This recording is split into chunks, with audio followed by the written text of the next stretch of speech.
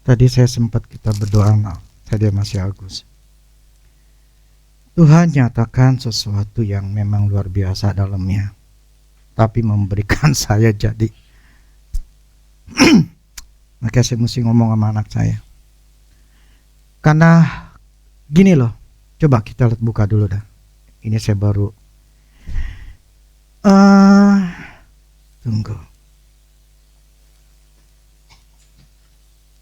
Nah ya, tunggu. 1 Yohanes 5 ayat 19. 1 Yohanes 5 ayat 19. Oke. Kita tahu bahwa kita berasal dari Allah dan seluruh dunia berada di bawah siapa yang berkuasa di dunia? Setan, iblis. Kenapa? Karena adalah ketika si Adam tunduk kepada iblis. Tadi Tuhan memberikan Adam kuasa untuk seluruh dunia. Di bawah, maksudnya pada waktu Taman Eden. Karena firman katakan kuasai. Jadi memang Tuhan memberikan otoritas kepada Adam. Tetapi ketika Adam tidak menurut, dia melakukan dosa dengan makan buah terlarang itu. Otoritasnya terhadap taman itu dan dunia itu akhirnya terambil oleh si iblis. Jadi iblis yang mengambil otoritas, sehingga firman menyatakan bahwa seluruh dunia berada di bawah kuasa si jahat. Problemnya, kuasa ini pun juga berada di dalam hidup kita masing-masing.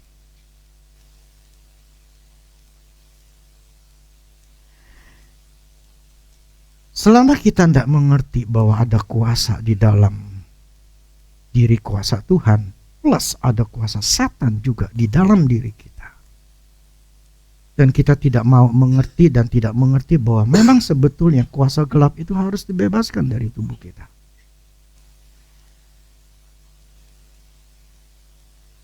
Jadi gini,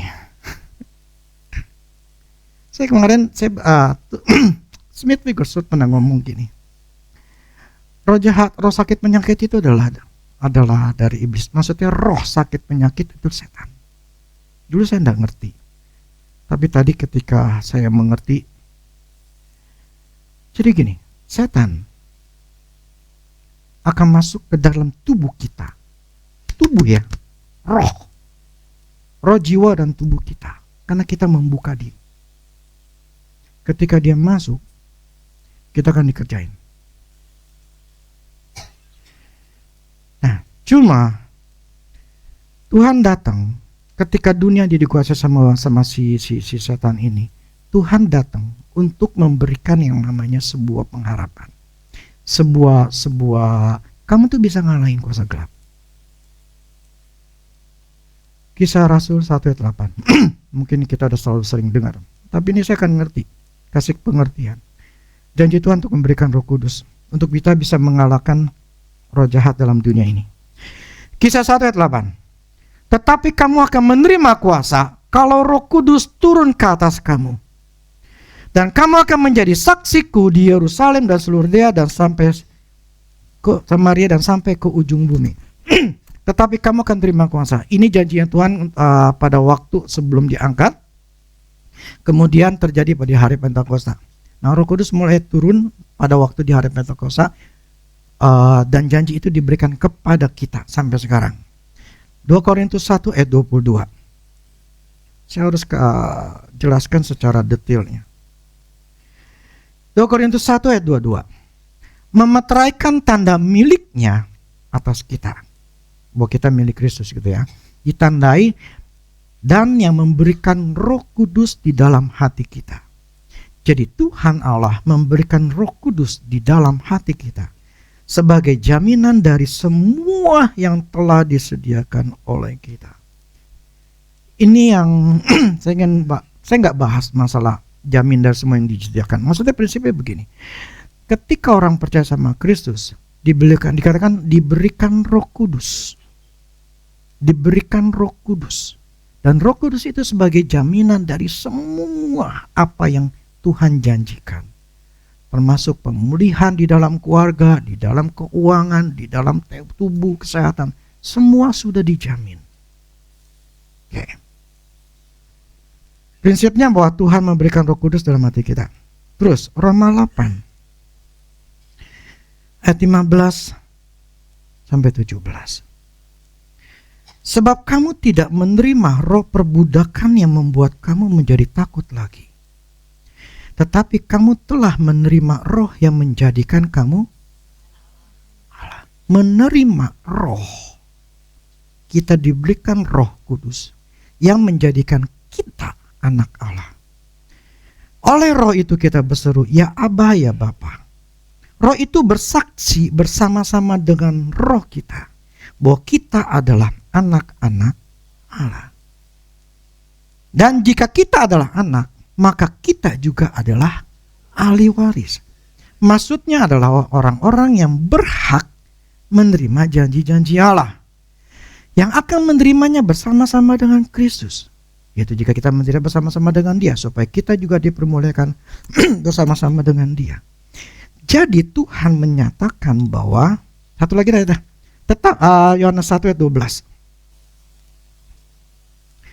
Yohanes 1 ayat 12. Tetapi semua orang yang menerimanya, menerima Kristus, diberinya kuasa supaya menjadi anak-anak Allah, yaitu mereka yang percaya dalam namanya. Nah, kita percaya dalam nama Yesus, artinya kita anak Allah. Ya, itu sesuatu yang harus, pengertian harus tertanam dalam diri kita. Kita ini anak. Tapi kan kita adalah hambanya Allah. Iya, ketika kita melayani Allah, kita adalah hambanya Allah. Tetapi posisi saat ini yang Tuhan berikan kepada kita, kita ini anak, bukan seorang pengemis. Ketika anak meminta sesuatu kepada bapaknya, apakah dia perlu mengemis? Tetapi orang Kristen jadi pengemis setiap hari. Meminta-minta setiap hari sama Tuhan. Minta diberkati, minta banyak yang diminta sama orang Kristen. Padahal dia adalah anak Allah. Firman katakan kita akan menerima janji-janjinya Allah. Tapi saya nggak mau bahas itu.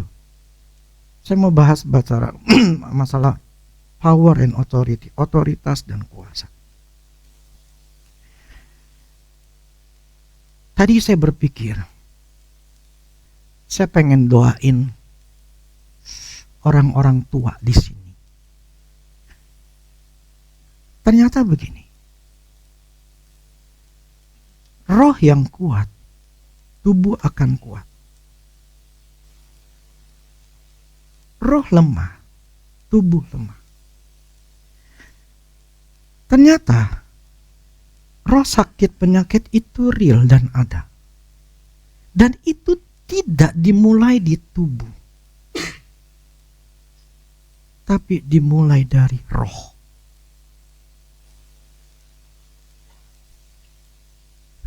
Roh kemasukan roh sakit penyakit nempel ke roh kita. Kemudian roh ini akan bermanifestasi ke jiwa dan ke tubuh. Ini yang saya baru sadari. Dan saya lagi fight untuk itu. Saya punya masalah, jadi saya harus fight. Ini baru pengertian baru tadi pagi. Cuma saya harus fight untuk bisa melawannya.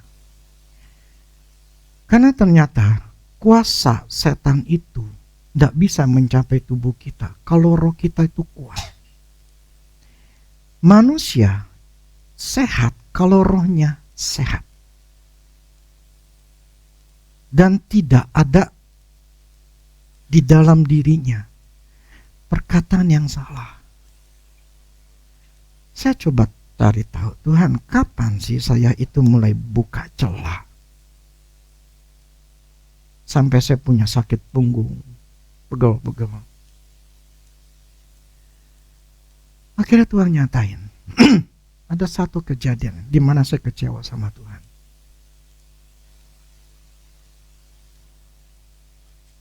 saya ungkapin.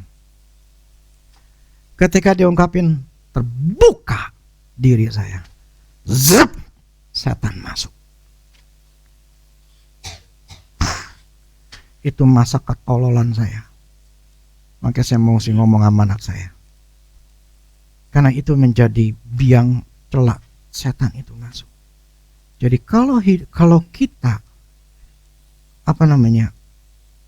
tidak menjaga mulut kita, menjaga apapun yang terjadi di dalam hidup kita susah, kita ngalamin apapun juga, jangan sampai kita mengeluarkan kata-kata yang sangat-sangat melukai hati Allah, atau menyatakan kekecewaan kita, ketidakpercayaan kita, kekhawatiran, dan menyatakan Tuhan itu jahatlah, Tuhan itu nggak dengerin doa saya. Semua kita ungkapin, itu kita tuh lagi buka pintu lebar-lebar setan masuk. Walaupun saya sudah mengalami pelepasan, saya sudah lepasin semuanya, tetapi ternyata masih ada sisa. Dan saya mengerti kenapanya. Karena nggak ada yang ngajarin saya. Dan sekarang saya ajarin. Tutup mulut kalian. Walaupun kalian sangat sulit dan tidak mengerti apa-apa, jangan pernah menyatakan kekecewaanmu, kemarahanmu kepada Allah. Karena itu dosa yang terbesar yang membuat engkau terbuka pintu setan masuk.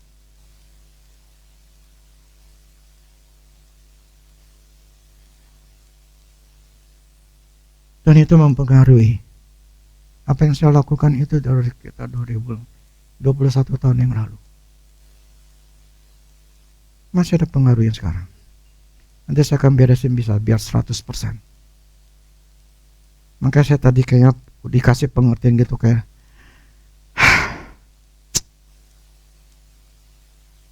tapi gak apa-apa lah. Dan hari ini sebetulnya saya ingin mengajarkan masalah otoritas, kuasa dan otoritas. Banyak gereja, pendeta sekalipun tidak ngerti ginian, tidak ngerti urapan. Padahal urapan itu adalah yang dibutuhkan oleh semua orang Kristen, bukan cuma pendeta. Tanpa urapan, kalian gak bisa menang lawan setan, gak bakal bisa. Apa dasar firman-Nya? Ada. Lukas 10:19. Ini poin yang saya akan masuk pada hari ini. Power and authority. Lukas 10:19. Sesungguhnya aku telah memberikan kuasa kepadamu untuk menginjak ular dan kalajengking, dan kuasa untuk menahan kekuatan musuh, sehingga tidak ada yang akan membahayakan kamu. Lukas 10:19 ini Amplified Bible, terjemahan Indonesia Inggris ya.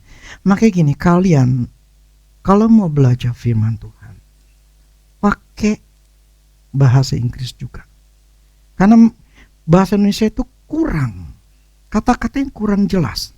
Jadi mesti ada terjemahan yang lain untuk kita belajar. Oke, Amplified ngomong ini.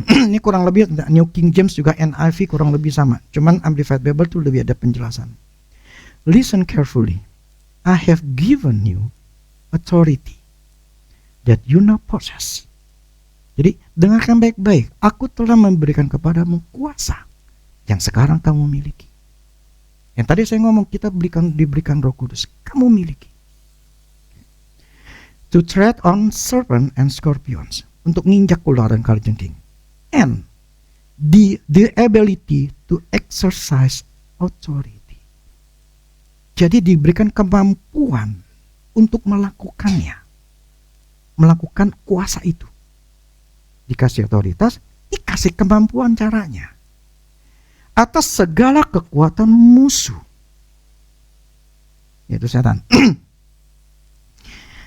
Over all the power of enemy, Satan, and nothing will in any way, dengan cara apapun juga, ya, nothing will harm you.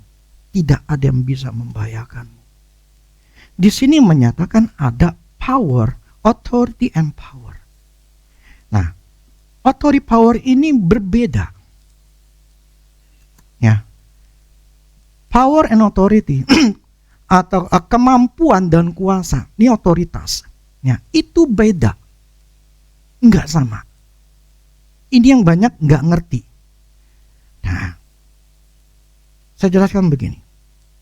Kuasa, yaitu power, adalah kemampuan untuk mempengaruhi atau mengendalikan tindakan. Oke, saya jelasin ya. Jadi ada kemampuan untuk mempengaruhi, ada kuasa atau kemampuan. Nah, kuasa itu bisa dapatkan dari berbagai sumber seperti kekuatan fisik. Jadi gini, saya mampu mengangkat beban 10 kilo. Saya punya kemampuan, saya punya power untuk ngangkat. Nangkap ya? Nah, kuasa itu juga bisa formal. Contohnya seorang manajer di tempat kerjanya, gitu ya. Kalau seorang manajer itu punya kuasa untuk mengarahkan atau memotivasi anggota, misalnya salesnya dan sebagainya. Yang kedua adalah otoritas. Nah, otoritas adalah hak yang diberikan pada seorang. Gue kasih otoritas. Nah, otoritas itu contohnya seperti kepala sekolah. Dia punya hak untuk mengatur atau membuat kebijakan di sekolahnya. Dia punya hak. Nah, dalam konteks pekerjaan, seorang manajer memiliki otoritas yang diberikan oleh perusahaan untuk membuat keputusan dan memberikan perintah. Sementara kuasa mereka untuk mempengaruhi kinerja tim dapat berasal dari keahlian, pengalaman, atau kepribadian mereka. Diberikan kuasa manajer ini. Oke, lo jadi manajer keuangan misalnya.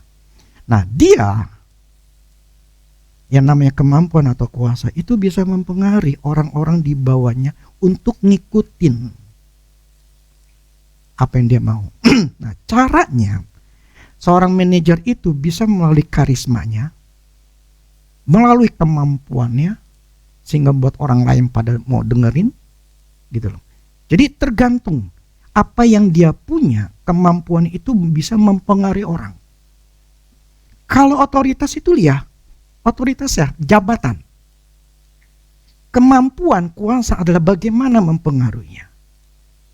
Nangkap ya? Ngerti ya? Jadi beda. Nah, di sini firman katakan power and authority. Otoritas diberikan kuasa untuk mengendalikan, menahan kekuatan musuh. Nah, power itu adalah urapan. Kemampuan. Saya bisa mengangkat 10 kilo karena saya punya kemampuan. Dan itu bicara urapan. Ketika saya mulai berlatih 10 kilo ini enteng. Saya mau naikin jadi 12 kilo. Nah, saya menambah kemampuan saya sehingga saya bisa mengangkat 12 kilo. Demikian seterusnya, 20, 30 kilo, itu seterusnya saya bisa melakukan. Maksudnya begini, kalau kemampuan kita bertambah, setan itu jadi gini, setan itu punya kekuatan. Anggap ya, setan itu punya kekuatan, seperti tadi barbel itu punya kekuatan. Saya mengangkat walaupun dia 10 kilo berat, tapi saya punya kemampuan. Setan itu punya kemampuan. Ya, setan punya kuasa. Setan punya kuasa. Nah, Tuhan memberikan kamu diberikan kuasa untuk menahan kekuatan musuh. Artinya, Tuhan memberikan gini, ada potensi dalam dirimu untuk bisa melawan kekuatan setan. Kalau enggak punya, enggak bisa kamu menang. Nah, saya bahas ini, saya ingin kasih tahu pada kalian. Nanti tadi awal saya pengen mendoakan. Datanya nantilah Tuhan suruhnya gimana. Saya ingin memberikan urapan kepada orang tua. Supaya rohnya tuh kuat. Dan ketika kuat, tubuhnya sehat. Itulah kenapa mertua saya, dia sehat. Karena sering di sini kan sering saya doain. Pada waktu doain saya cuma ngomong, Tuhan di dalam nama Yesus, biar aliran kekuatan itu ngalir ke tubuhnya. Sehingga dia ketika kemarin dicek waktu waktu operasi untuk kakinya yang jatuh itu, dia pun harus dicek semuanya bagus. Saya mempercayai urapan Tuhan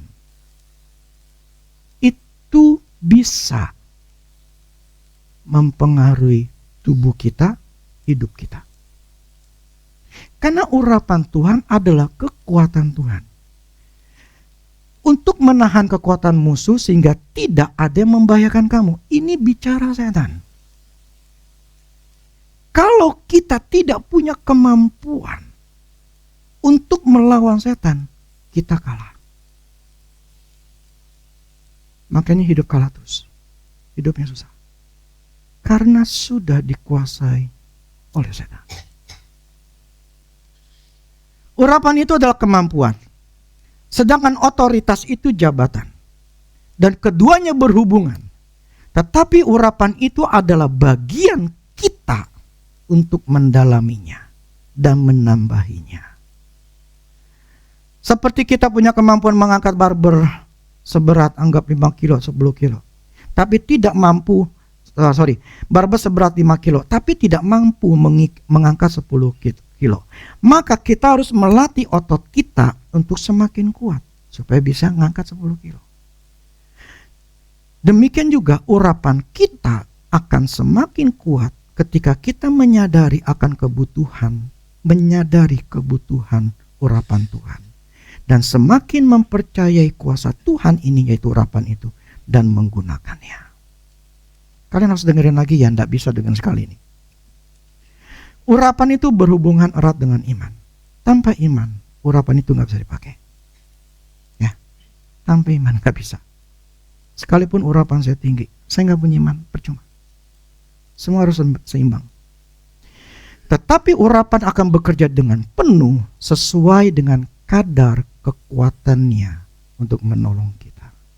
Kadarnya kita cuma ngangkat 5 kilo, demikianlah kemampuanmu 5 kilo. Urapanmu cetek, demikian engkau hanya menahan setan yang cetek. Kadar urapan akan semakin besar ketika kita mampu keluar dari ujian atau urapan itu dipakai. Jadi urapan itu semakin besar karena dipakai, sama ketika ada ujian kita tetap percaya sama Tuhan. Urapan itu nambah. Apakah bisa seseorang yang punya otoritas, punya jabatan ya, tetapi tidak punya kuasa atau kemampuan? Bisa. Sekalipun seseorang itu punya jabatan atau otoritas, tetapi jika bawahannya tidak mau dengerin alias membangkang, maka dia tidak punya kemampuan untuk mengendalikan orang itu. Betul nggak? Saya orang manajer, tapi saya nggak punya kemampuan untuk mengendalikan anak buah saya, masih ngebangkang segala macam. Maka itu saya pernah nih sebelahnya lagi betulin dulu gitu ya. Ketok mulu sampai malam sekitar jam 9 masih. Saya ngomel, saya udah ngomong sama dia. Oke, lu balik kerja tapi jangan berisik gitu loh. Nah, sampai ada 3 kali 4 kali. Oh, ini yang sebelah deh, saya ngomong sebelah nih. Saya ngomong ke anak buahnya. Ngomong baik-baik. Bang, kalau mau kerja, gak apa-apa kerja, tapi jangan ketok ke bagian sini, lu ketok sana aja. Ya. Dia masih ngetok. Di sini nih persis nih. Akhirnya besokannya saya ngomong mandornya. 2 kali ngomong ke dia. Begitu juga saya ngomong ke mandornya. Dia bilang, tuh tukang lu tuh. Lu ngomongin dah. Kalau jam 10-an, jangan kerja bagian sini, kerja bagian lain. Masih ngetok juga. Saya ngomong ke pemborongnya. Datang ada pemborongnya. Saya ngomong, lu sekali lagi nih, ini gue udah ngomong baik-baik nih. Ini 4 kali nih ya. Lu bisa nggak mempengaruhi, anak lu bisa nggak dikasih tahu bahwa jangan ketok-ketok di sini? Ya bos, nanti saya akan ngomongin, saya akan ngomong bla bla. Tetap aja. Wah, saya sewot gitu loh. Berarti ini tukang nggak bisa dikendalikan. Berarti pemborongnya maupun yang mandornya, pemborong ini nggak bisa mempunyai kemampuan. Akhirnya saya ngomong ke bosnya yang punya. Saya ngomong dia, bos, sorry nih ya, ini udah kelima kali, masih juga gue laporin ke kecamatan. Kalau masih gak getok lagi, minggu depan saya akan laporin ke kecamatan. Wah, ternyata saya baru tahu dari anak buahnya, ini bosnya memang pemarah.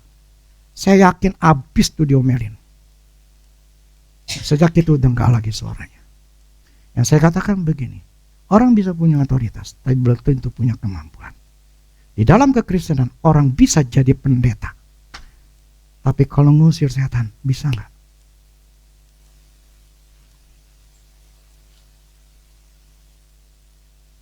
Ada orang kerasukan, kasih. Mampu gak dia bebaskan, lepasin. Kalau gak punya kuasa, urapan, gak bakal bisa. Lu mau tengkang-tengking kayak sejam, 2 jam, 5 jam, 10 jam, 1 hari juga gak keluar-keluar. Betul gak? Kenapa? Karena tidak punya kemampuan urapan yang menarik keluar itu setan. Ini fakta. Jadi power and authority adalah 2 hal yang berbeda yang harus dimiliki oleh orang Kristen. Kita tidak bisa, kita diberikan otoritas sebagai anak Allah. Firman tadi katakan, kita diberikan kuasa sebagai anak Allah. Kita ini jabatannya anak Allah. Kita diberikan kuasa, power, untuk bisa menginjak kalar tinggi. Pertanyaannya, seberapa besar urapan itu dalam diri kita? Seberapa kemampuan kita? Cuma ngangkat sekilo mah, cetek. Lah setannya 5 kilo. Tak bisa. Apalagi setannya 100 kilo. Gak mungkin. Ini semua bicara potensi. Dan urapan itu tidak bisa diperoleh cuma sehari. Memang bisa penumpangan tangan, ya. Tetapi yang saya alami di dalam Mahanaim, di Mahanaim ini, Tuhan memberikan urapan day by day. Hari demi hari, minggu demi minggu. Ya sampai tahunan. Diisi sama Tuhan supaya kekuatan di dalam diri saya, powernya makin gede. Jadi setan setinggi apapun tetap bisa kalah. Karena terus diisi. Makanya kita bisa mengalahkan jenderal-jenderalnya setan. Kenapa? Karena diisi oleh urapan Tuhan, kekuatan Tuhan. Coba gereja yang lain Tuhan batonen, bukannya saya menyombongkan, bisa nggak? Nggak bakal bisa. Kenapa? Karena belum ada kekuatan Tuhan. Bukannya Tuhan tidak mau kasih, kadang nggak ngerti.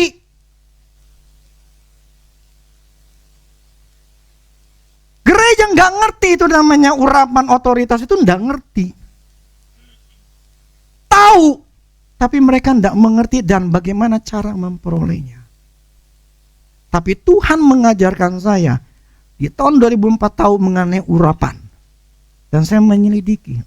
Hari demi hari saya minta Tuhan urapin, saya urapin. Dan akhirnya ternyata baru tahu tujuan urapan itu ya kita mengalahkan kuasa gelap. Karena begini loh. Kuasa gelap itu menguasai hidup kita. Aduh, tadi saya ketika Tuhan kasih, si Unde kasih tahu, ini orang gelap. Kuasa setan tuh banyak di dalam diri dia. Terus ada yang ditutup. Saya waktu dengar gitu, aduh. Apa ya? Dan itu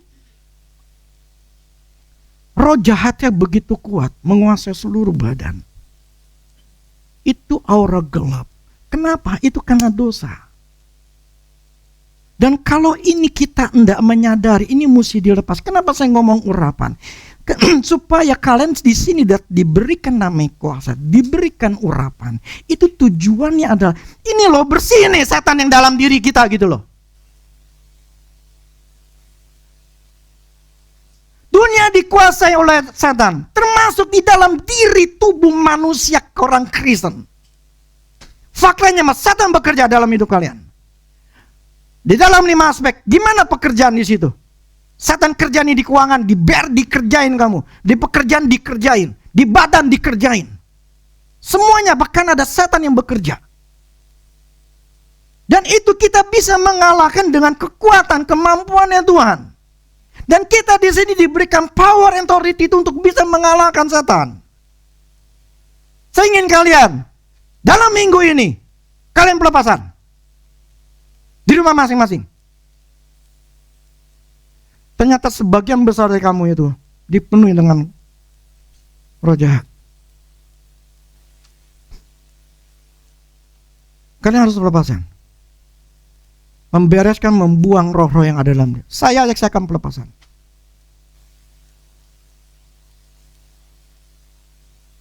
Karena ternyata ada dalam diri saya.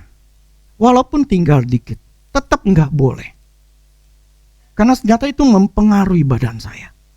Tubuh secara fisik nih.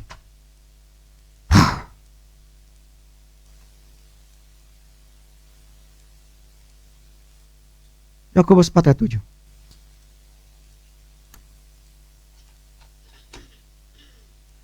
Yakobus 4 ayat 7. Yuk sama-sama kita baca. 2, 3. Karena itu tunduklah kepada Allah. Tuhan yang lawan atau kita yang lawan?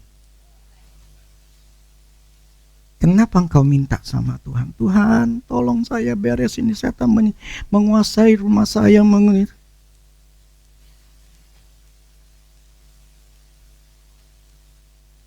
Ini yang banyak Kristen gak ngerti.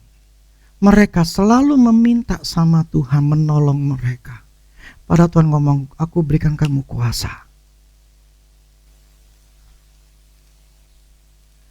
Nah, ketika si Petrus, ketika Yesus telah bangkit, kemudian Petrus ke bait Allah, kemudian kan ada orang yang lumpuhkan. Petrus katakan gini, emas dan perak aku gak punya, tetapi yang aku punyai, aku yang punyai, bangkit.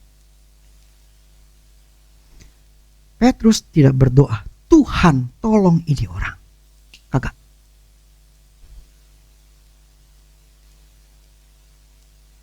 Firman yang ngomong, Petrus tidak meminta kepada Tuhan supaya nyembuhin ini orang. Tetapi Petrus tahu di dalam diriku ada kuasa ilahi. Apa yang aku punyai? Bangkit. Firman katakan, lawanlah iblis. Bukan meminta kepada Tuhan supaya membereskan masalahmu. Engkau yang harus bereskan dengan kekuatan Tuhan.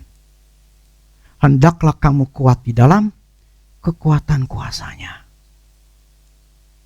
Saya mengajarkan tadi, ngomong tadi masalah Roh Kudus. Kenapa? Saya ingin kasih tahu. Kita diberikan kuasa sebagai anak Allah. Dan kuasa sebagai anak Allah itu melalui di dalam Roh Kudus. Kuasa ini yang memampukan kita mengalahkan setan. Dan itu butuh yang namanya urapan. Semakin urapanmu kuat, semakin setan mencoba kita, nggak bisa. Mencelakakan kita, nggak bisa. Bikin anak kita bermasalah, nggak bisa. Karena ada power kuasa Allah yang melindungi, menaungi. Di alam roh itu adalah seperti sinar. Semakin urapan itu kuat, semakin sinar kuat, semakin setan tidak bisa jamah. Itu tujuan urapan. Supaya kita bisa menahan kekuatan musuh, kita bisa menguasai musuh, kita bisa mengalahkan musuh. Itulah tujuan urapan. Kalau nggak ada urapan, terbuka, kita bisa dikalahkan.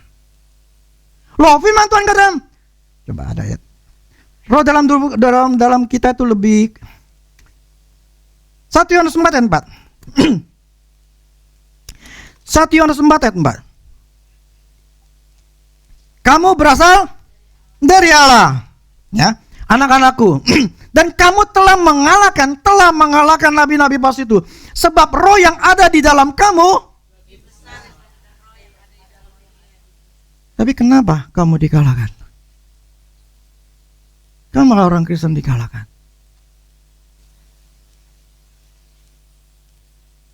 Firmannya salah kah? Ini masih berbentuk potensi. Roh dalam dirimu itu bisa dan mampu. Dia lebih besar. Roh di dalam diri kita itu roh yang sama persis seperti Yesus yang dibangkitkan dari orang mati. Artinya kuasa kebangkitan pun ada di dalam diri kita. Itu Roh Kudusnya. Roh Kudus di dalam diri kita itu powerful. Tapi problemnya kalau Roh Kudus kita itu tidak menguasai kita. Tahu dari mana? Sifat yang jelek, karakter yang jelek. Itu menyatakan Roh Kudus tidak menguasai dirimu. Tetapi ketika kita menyadari kekuatan roh dan kita minta urapan sama Tuhan, boleh. Karena kita tahu saya butuh urapan. Kenapa? Untuk melindungi saya, melindungi anak-anak saya. Itulah kenapa kalau saya ketemu anak-anak saya selalu tumpangin tangan sebelum saya pulang. Saya urapin mereka satu persatu. Dalam nama Yesus, kuasa saat ini Tuhan urapan aku tambahkan pada mereka. Karena saya mengerti urapan adalah kemampuan untuk bisa menahan, melawan setan. Kalian dimanai, urapan tidak terbatas. Seberapapun yang kau mau, Tuhan berikan. Tapi tetap pakai imannya. Power and authority. Makanya saya senang kalau di sini ketika diberi urapan, hatinya mau lapar, pengen nambah. Yes, itu betul. Kita nggak mungkin bisa mengalahkan roh jahat tanpa ada urapan. Urapan itu kemampuan Tuhan, kekuatan Tuhan. Jadi kita mengandalkan kekuatan Tuhan di dalam mengalahkan setan. Ada yang lebih tinggi lagi. Contoh gini, ketika khotbah pun butuh yang namanya urapan. Khotbah itu butuh urapan, butuh kuasa Tuhan yang ngomong. Ternyata ada yang lebih tinggi lagi. Bukan cuma urapan. Yaitu, tahu nggak? Rema. Atau kehidupan dari saya. Jadi saya istilah gini, urapan is okay. Tapi ketika hidupmu sesuai dengan firman, karena hidup di dalam firman, di dalam remanya Tuhan, maka perkataan saya bukan pakai kekuatan urapan lagi, tetapi yang lebih tinggi lagi, perkataan kehidupan. Ya. Yang saya katakan begini, di dalam Tuhan tidak ada kata puas. Saya tidak menganggap urapan saya sudah tinggi. Karena saya tahu nanti suatu hari saya akan lawan yang lebih tinggi. Dan saya sekarang tetap masih diurapi. Ketika saya baca firman Tuhan, ketika saya merenungkan firman Tuhan, saya tetap diurapi oleh Tuhan. Makanya kita kemarin, kita bisa mengalahkan roh-roh jahat. Jenderal-jenderalnya setan yang ada di panti. Itu yang tinggi-tinggi semua. Dulu kita pernah lawan, dulu yang pertama kali ya, itu namanya Baphomet. Dulu pernah, 12 tahun yang lalu lah, nggak bisa kita kalahin. 2 kali saya ketemu. Satu waktu datang ke gereja, ya, dengan tim yang lama, datang ke gereja. Satu lagi pada waktu kita doain orangnya di luar negeri ya, masalah di Amerika, di Inggris, itu pakai video call. Nggak bisa kita kalahin. Pokoknya cepet banget dan tenaganya kuat. Nggak bisa. Kenapa? Karena saya belum bisa mengalahkan dia. Kekuatan saya belum nyampe. Itu fakta. Saya nggak mungkin bisa ngangkat 10 kilo, 5 kilo aja saya belum ngangkat. Nggak bisa. Jadi pada waktu ngelawan dia 10-12 tahun yang lalu, nggak mampu. Karena memang kekuatan saya belum bisa mengalahkan dia. Level saya kalah. Tapi dengan berlalunya waktu, urapan bertambah. Sehingga ketika ketemu di Baphomet, saya senang. Akhirnya ketemu lagi. Yes. Ya harus dites dong. Tadi kan saya katakan ada ujian. Dites dulu. Dan akhirnya bisa kita kalahin. Wah, waktu kalian, aduh saya senang banget. Yes Lord. Nyata bisa dibantai juga. Ada lagi. Lebih tinggi dari Baphomet. Dan kita bisa kalahin. Luar biasa Tuhan. Dunia dikuasai oleh setan. Tapi anak Allah diberikan potensi untuk mengalahkan kuasa gelap. Dan saya ingin katakan begini. Kalian harus bisa mengalahkan kuasa gelap dalam hidup kalian. Karena kuasa kegelapan itu yang menahan berkat kalian. Kuasa kegelapan itulah yang membuat hidup manusia, hidup kalian itu bermasalah. Karena ada setannya. Karena ada setannya. Kalian harus melepaskan diri dari kuasa kegelapan. Ya saya kasih contoh lah. Di saya ini ada sakit yang namanya pinggang. Tadi di alam roh ternyata di roh saya itu ada yang nempel itu roh sakit penyakit. Dari mana itu asalnya? Akhirnya ketemu. Itu kebodohan saya. Dan itu yang saya harus beresin. Saya harus lepasin.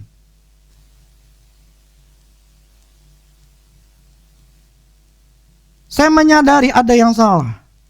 Saya menyadari apa yang kekurangan saya. Itulah saya khotbahkan sekarang supaya kalian menyadari apa yang terjadi dalam hidup kalian. Masing-masing. Saya punya masalah di pinggang. Kalian punya masalah satu-satu. Seharusnya kalian sadari ini ada masalah. Ini ada setan yang bekerja. Berarti saya harus pelepasan, saya harus beresin. Problemnya ada yang begitu parah sekali. Hitam. Badan hitam. Dikuasai sama setan. Apa faktanya? Lihat aja kehidupanmu lah. Saya ngomong begini faktanya memang saya sakit. Itu faktanya. Dan saya mengakui dan saya harus melawannya. Saya harus bisa mengeluarkannya. Itu yang tadi saya katakan. Roh kuat, tubuh tuh kuat. Saya baru ngerti gitu loh. Saya berpikir roh sama tubuh itu sebuah, tubuh dulu yang sakit, roh tuh gak kenapa-napa. Ternyata enggak. Maka itu saya katakan roh itu dunia, roh itu lebih real daripada dunia jasmani. Ternyata memang saya baru ngerti bahwa roh manusia kita bermasalah itu akan masuk ke dalam tubuh kita. Dan jadi penyakit. Rohnya kuat, tubuh kuat, hidup di dalam ketenangan jiwanya tenang tetap di dalam firman Tuhan. Ini roh akan membuat tubuh jadi sehat. Itulah yang tadi saya pikir. Saya pengen doain orang tua. Saya memberikan kekuatan roh. Supaya mereka kuat. Ternyata itu rahasianya. Saya cuma hanya menginginkan. Hati saya cuma menginginkan kalian semua hidup di dalam kebahagiaan berkat. Ini saya pinggang ini nggak enak sekali.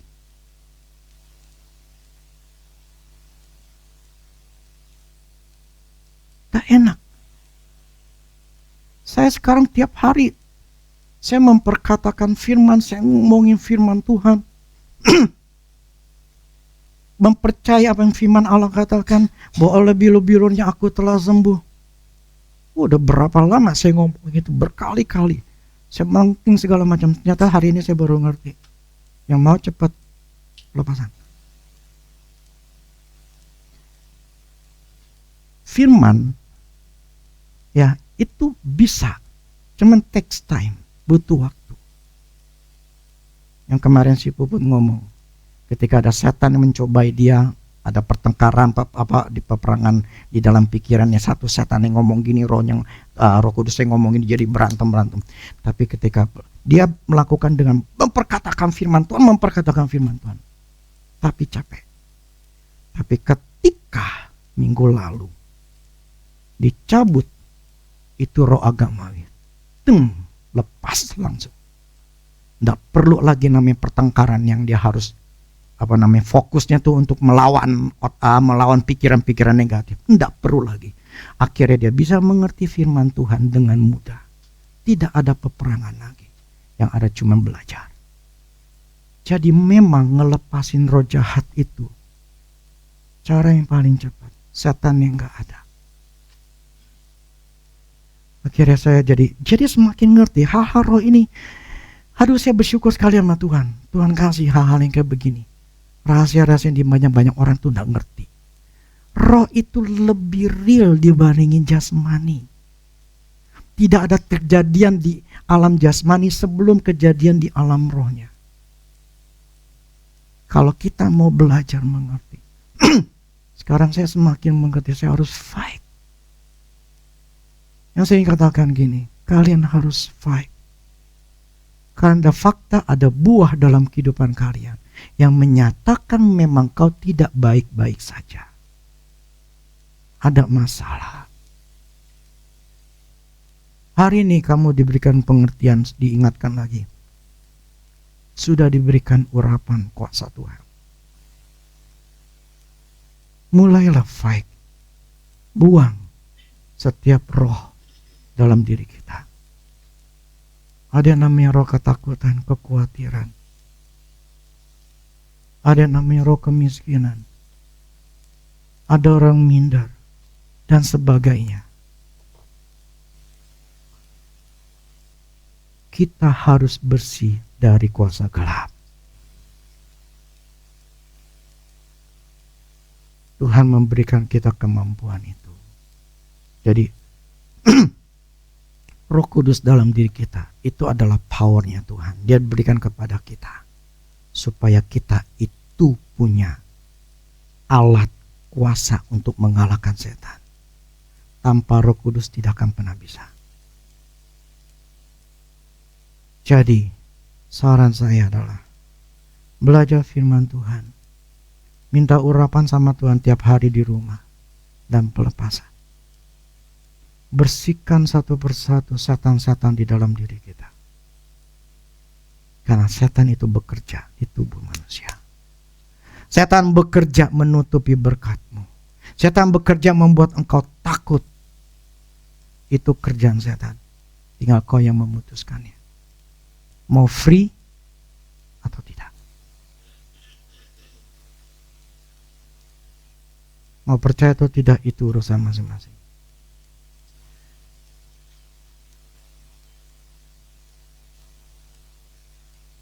Kalau memang Tuhan yang menginginkan kita diurapin satu persatu. Misalnya, saya tidak tahu. Saya belum diberikan omongan sama Tuhan.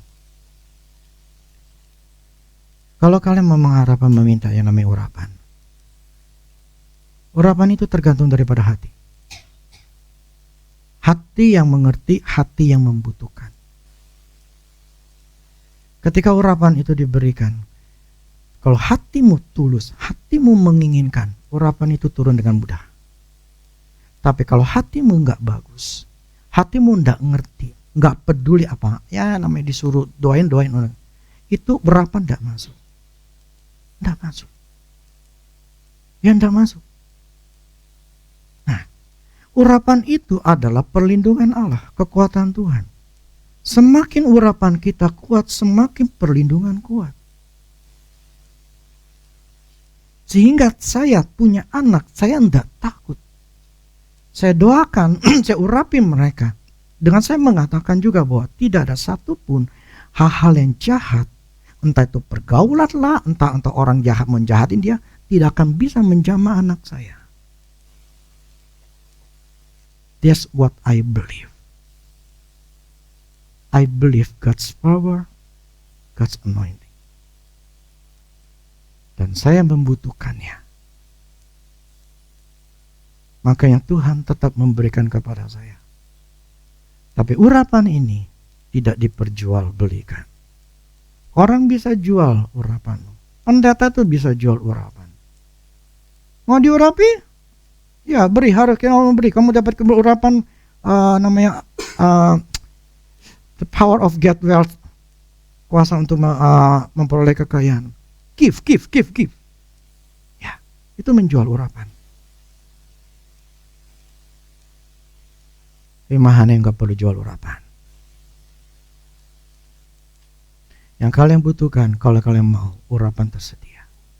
Di tangan saya ada kuasa. Karena saya di sini adalah gembalanya Tuhan untuk Mahanaim. Dia ngurapi saya untuk ngurapi kalian. Seberapapun kalian butuh urapan, Tuhan punya, bukan saya yang punya. Saya cuma saluran. Tapi itu bisa ngalir ke atas orang-orang yang memang mau. Yang saya kaget, ya waktu dulu si Mami retret tahun yang lalu, itu kan saya urapin dia, doain dia. Itu berasa banget dia nyedotnya, kayak orang rakus. Aku ambil. Isi saya belakangnya juga ditarik juga urapannya. Itu yang saya mau.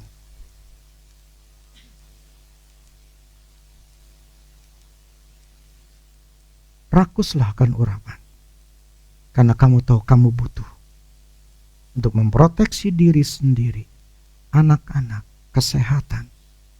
Karena kamu sadar ini kekuatan Tuhan. Firman mengatakan, hendaklah kamu kuat. Jadi saya harus kuat. Saya harus ambil namanya kuasanya Tuhan. Amin.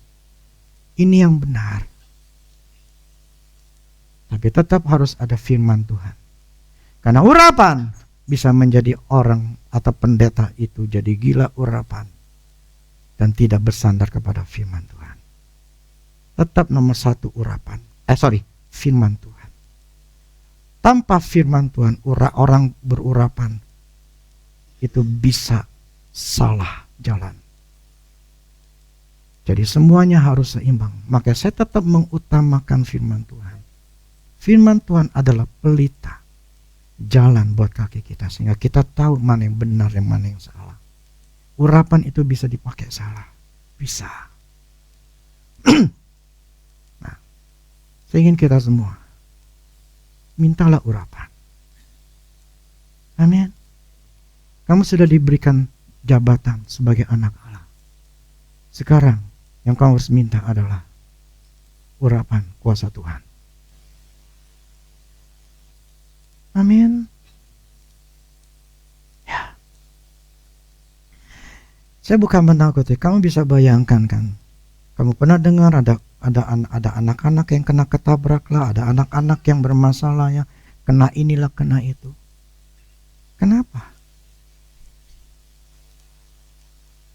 Itu kosong. Tapi kalau kita diisi sama firman, diisi dengan urapan, ada perlindungan. Kalian di rumah anak bisa doakan mereka. Dalam nama Yesus aku alirkan kuasa Tuhan. Aku urapi anak-anakku. Tumpangin tangan. Itu yang saya lakukan. Waktu anak-anak saya masih kecil pun. Dan ketika mereka di luar pun, saya tetap lakukan ketika ketemu. Karena saya percaya akan kuasa Tuhan. Jadi bukan karena kekuatan, kemampuan saya ngomong, tapi karena saya percaya kuasa Tuhan dengan urapan itu akan melindungi anak saya dimanapun dia berada. Jadi saya nggak takut. I believe God's power. Amin. Oke. Yuk. Simple aja lah. Demikianlah firman Tuhan. Kalian harus dengerin lagi. Karena ini nggak mudah. Apalagi yang baru pertama kali ngerti urapan. Karena urapan itu banyak tidak diajarkan.